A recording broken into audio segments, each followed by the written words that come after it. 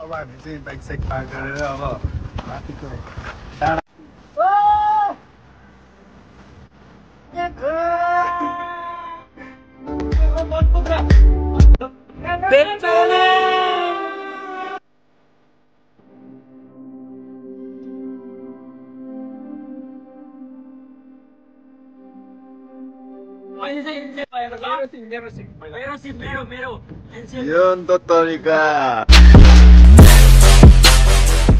The next morning.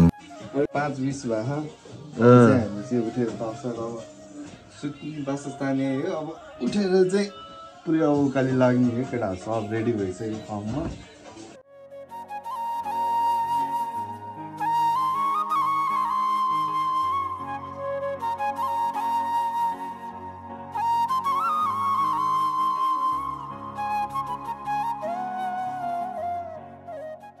बाटोको हालत त्यस्तो छ हामी चाहिँ पुरै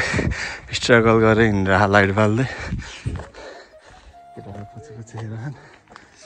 चिसो नि भएर टाइम चाहिँ 5:25 भइरहेको बिहानको देवचोरी डाँडा चक्लिँदै माथि डाँडा जानु अझै लाग्छ होला 45 मिनट 1 घन्टा पनि हिँड्ने होइन माथि ठाउँ त पुग्नै बाँकी छ अझै सिडी बनाइदिएर 5:52 हिँड्दा हिँड्दै सनराइज भ्यू सुरु हुन लागिरहेको बिस्तारी अझै एउटा उहाँ माथि पुग्नै बाँकी छ बाटो त्यस्तो छ पुरै पसिनाले भिजेर हालत बवाल खराब भइरहेको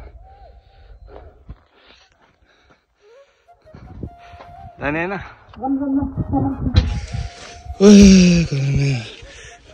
फेरि स्टार्ट भयो झन् ठाउँ चाहिँ बवाल भ्यू भइरहेको बिस्तारै बल्ल रमाइलो लाग्दै गइरहेको यस्तो थकाइ लाग्दो रहेछ हिँड्नमा डेस्टिनेसन अझै माथि छ बाटो चाहिँ पुरै यस्तै छ बाटो डेन्जर छ यो चाहिँ वहाँ माथि पुग्ने ठाउँ हो हामी बसेको होटल होइन ए कति छिटो हिँडेर आयो हामी बसेर चाहिँ त्यही घरहरू देखेको ठाउँमा ल होइन केटा हो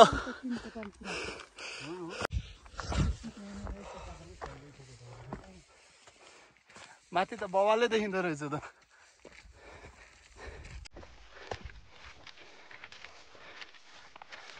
हाम्रो डेस्टिनेसनमा चाहिँ है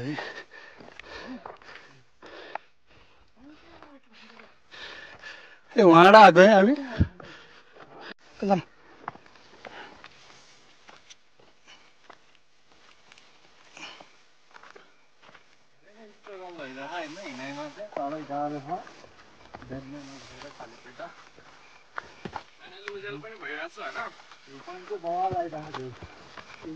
हामी मेरो के म्याप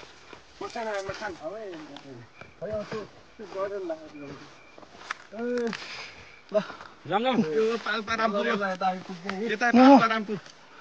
हातले देऊ न भनेको ल सिकान पुछेर राख पुछ्न सक्छु भने रुममा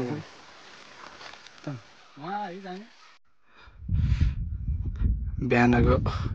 6-8 भयो हिँड्दा हिँड्दा बहुत गाह्रो भएर पुरै शिथिल अवस्था रेस्ट गरेर बसिरहेको सनराइज सुरु हुन थाल्यो है भ्यू बिस्तारै सुरु हुन थाल्यो माथि पुग्न अझै टाइम रहेछ केटाहरू गाह्रो भएर मस्त रेस्ट गरेर बसिरहेको सोचेको भन्दा पनि धेरै माथि हाइटमा रहेछ अझै छ हिँड्न बाँकी यही बाटो अब जाने बिस्तारै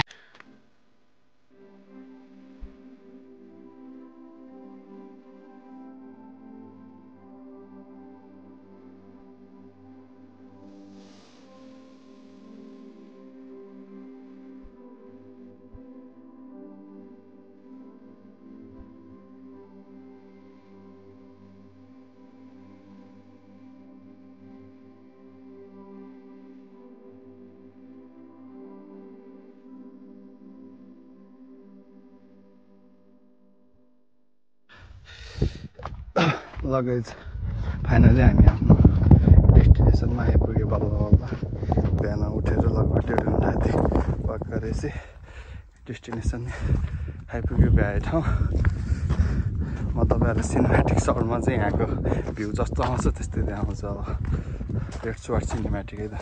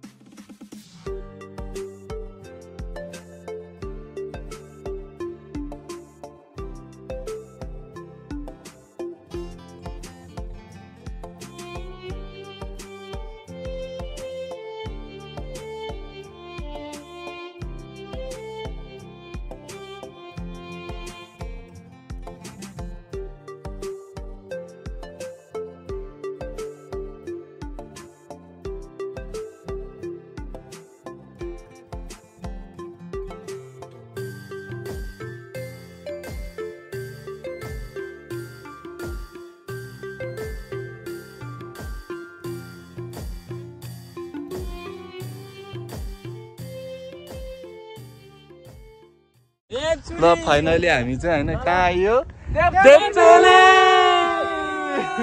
ल हामी चाहिँ देवचोली आयो ल कस्तो भाइ आइराखेको केटा दामीलाई केटाहरू पुरै चिनमा रमाइलो 1942 मिटर 1 किलोमिटर 942 हामी कति घन्टा हिँड्यो खास हामी लगभग दलदलेबाट हामी लगभग 1.5 घन्टाको बाइक पोखरीसम्म पोखरीबाट 1 घन्टासम्म बाँचे घर त्यसपछि 1 घन्टा 20 मिनट टक्क पहाड चढेपछि देवचोली डाँडा आइयो यतापट्टि पोखा के अरे पाल्पा रामपुरको भ्यू छ भने तलतिर पोखरीको भ्यू यतापट्टि साइडमा दलदले थुम्सी र नानगढको भ्यू छ भने यतापट्टि बडचुलीको डाँडा देवचोली पारीको डाँडाहरू नजरदेखि माथिको डाँडाहरू हाम्रो गाडी चाहिँ उ हो फेरि स्मार्ट सिमको टावर हो स्मार्ट अहिले चाहिँ एनसीएल भएको छ मेरो सिम मेरो एनसीएल मेरो सिम फाइनल डेस्टिनेसन आइसक्यो हामी चाहिँ जेको लागि आइरहेको थियौँ वहाँदेखि गाह्रो भयो नि भ्यू चाहिँ यही हो अब सोचे जस्तो भ्यू देखाएन तर दामी नै ठाउँ चाहिँ रमाइलो भएर आइरह लालीग्रासहरू टिप्नै बाँकी त्यहाँबाट भ्यू भनेको यही नै हो खासै त्यस्तो नआउँदैन अब अर्को सिजनमा आएर चाहिँ बवाल भ्यू देख्न पाइन्थ्यो यो टाइममा चाहिँ यत्तिको देखिन्छ मान्छेहरूको चहल पहल नै बढिरह त्यही हो मेन डेस्टिनेसन यति नै हो यहाँ भ्यू पोइन्टै यही रहेछ अब टावरमा चढाउँ न त जाऊँ टक्क पहाड चढेपछि देवचोली डाँडा आइयो स्मार्ट सिमको टावर हो टक्क स्मार्ट अहिले चाहिँ एनसीएल भएको छ मेरो एनसीएल यो नि त तरिका जेको लागि आइरहेको थियौँ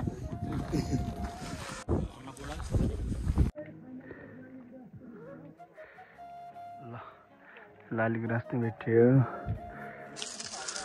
देवचोलीबाट फर्किँदाखेरि लालीग्रासमा केटाहरू चढिरहेको टिप्नलाई यो चाहिँ लालीग्रास है धेरैलाई थाहा होला यो राष्ट्रिय फुल हो लालीग्रास चाहिँ भेट्यो देवचोलीमा ल बवाल केटाहरू टिपिरह बाँधा जस्तै छन् त भन्न नहुने हो सुनेनन् ल मैले मामालाई गिफ्ट गर्दै थ्याङ्क यू भन नि त अनि मलाई थ्याङ्क यू सो मच अर्को बाँदर साथी चाहिँ उहाँ तल ल मेरो हातमा फाइनली राष्ट्रिय फुल नै आइसक्यो पाइसक्यो हामीले चाहिँ भेटिसक्यो केटाहरूले उहाँ टिपिरह ल यता मतिर ए ल केटाहरूले सहयोग गरिरह मस्त टिपिरह अर्को पनि भाँचिरह हो बाँड्ने ल ल्याउ ल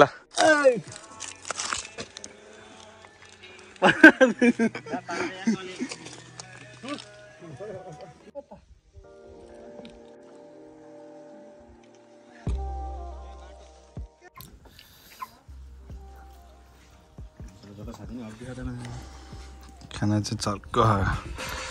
खाइरहन् केटाहरूले बिहान खानु मस्त गइरहन अब खाना खाएर